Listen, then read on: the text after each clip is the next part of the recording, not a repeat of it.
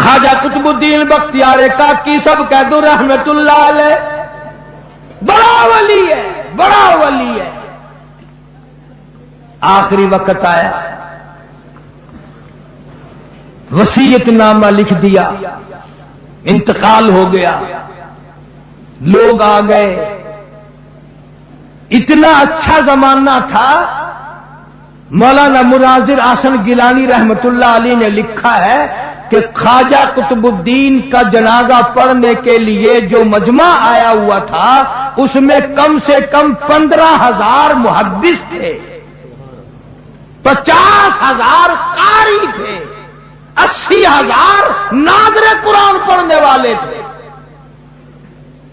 Rail, motor, کار، ہوائی جہاز کچھ نہیں تھا، اتنی دنیا جنازہ پڑھنے آئی تھی۔ جب وصیت نامہ کھولا گیا، توجہ کرنا، بس یہ بات لکھ کر اگر آج آپ لے گئے تو انشاءاللہ میرا واز کامیاب ہو جائے گا، جلسہ کامیاب ہو جائے گا۔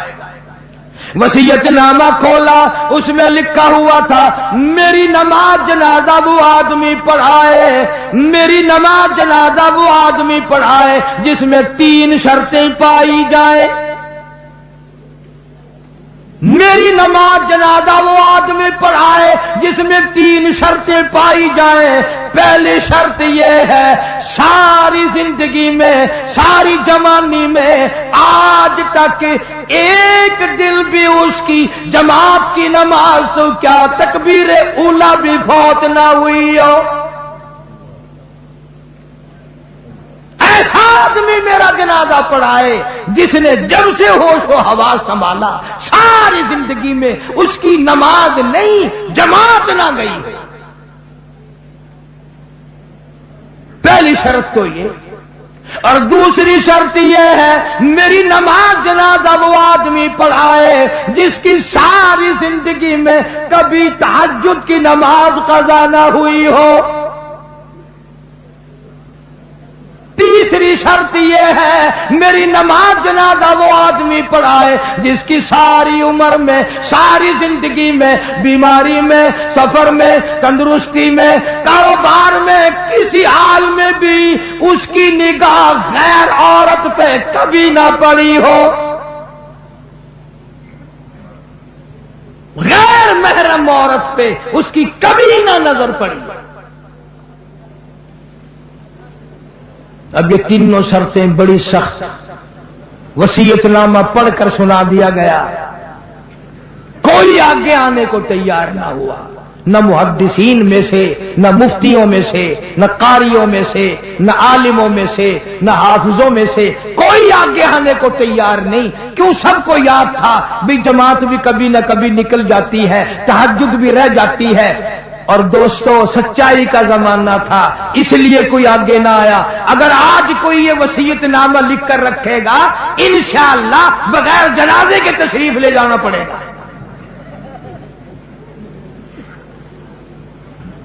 اگر آج کل ایسا وصیت نامہ بھی لکھو گے، ایسا ملا آگے آئے گا جس نے کبھی فرض بھی نہیں پڑے، وہ کہے گا چلو چھوڑو یار، اور نہیں اخبار میں فوٹو تو آئے گا۔ تینوں شرطیں بڑی سخت، خواجہ قطب الدین بختیار کاکی رحمت اللہ علیہ کی لکھی ہوئی شرطیں۔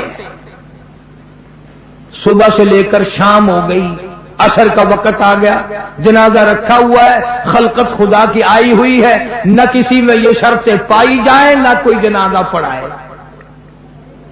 عصر کی نماز کا وقت جب قریب آیا، ایک آدمی صف میں سے نکل کر آگے آیا، جنازے کے قریب آیا اور منہ سے کپڑا اٹھا کے کہنے لگا او خواجہ تجھے کیا ملا، تجھے کیا فائدہ پہنچا، تجھے کیا چیز حاصل ہوئی، جاتے جاتے میرا پردہ کیوں کھول گیا؟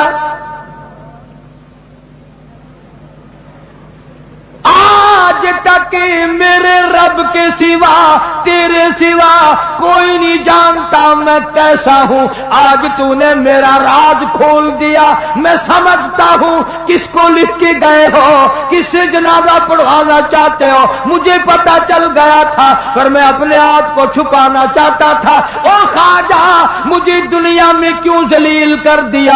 اب دو باتیں ہیں, اگر میں اپنا راز بچاؤں تیرا جنازہ پڑھانے والا کوئی نہیں, اور اگر تیرا جنازہ پڑھاؤں میرا راز نہیں بچتا.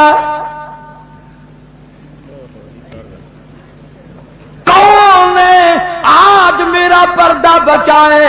تو نے تو اپنا فائدہ کر لیا, میرا نام لکھ کر چلا گیا, شرطیں میرے بارے میں لکھی ہے. آج کے بعد دنیا مجھے کیا کہے گی؟ ابھی موت نہ جانے کتنا دور ہے. اگر اس کے خلاف ہو گیا میں کالی کملی والے کو کیا منہ دکھاؤں گا؟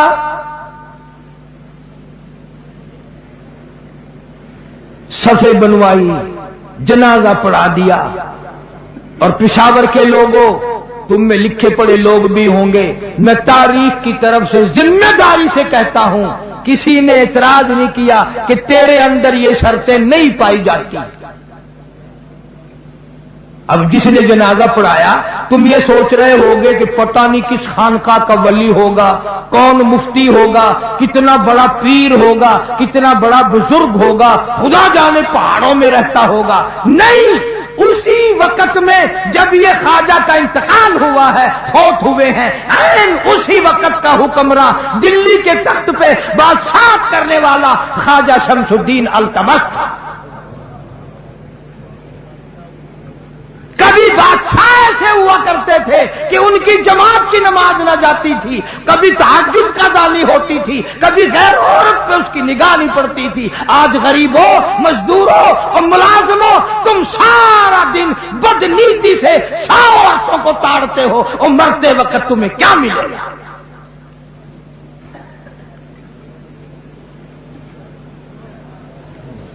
اور یہ لازمی بات ہے, جب بادشاہ متقی ہو, جب بادشاہ اتنا بڑا ولی اللہ ہو, جب بادشاہ اتنا بڑا دین حق کا پابند ہو, تو رعایا کا کیا حال ہوگا؟